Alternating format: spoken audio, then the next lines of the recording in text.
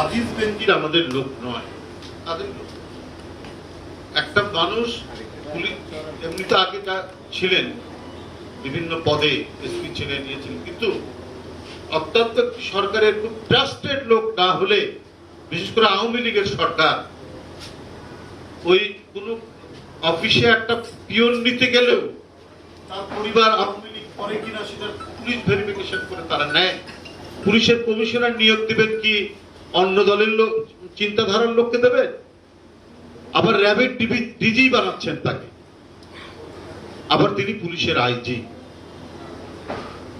কথা বলেছেন তিনি যখন বিএনপি কোনো কর্মসূচি ঘোষণা করে, এই ব্যক্তি বলেছেন তোমাদেরকে অস্ত্র দেওয়া হয়েছে কি হাডুডু খেলার জন্য? আপনারা নিশ্চয়ই সাংবাদিক বন্ধুরা আপনাদের মনে আছে।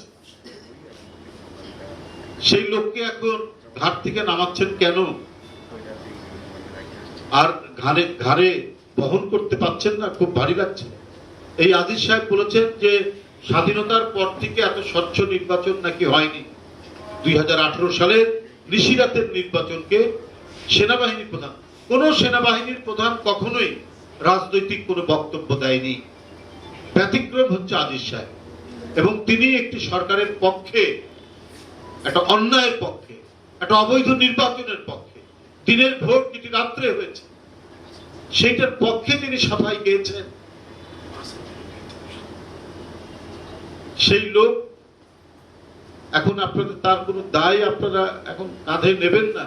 বিএনপি নেতাকর্মীদের বিরুদ্ধে বেনজির যখন বন্দুকের ভাষায় কথা বলতেন, তখন তো বেনজিরকে অস্বীকার করেননি। বেনজির আজিজদের বিকট দুর্নীতির দায় আপনারা কখনোই এড়াতে পারবেন না। এ দায় সরকারের, এ দায় রাষ্ট্রের।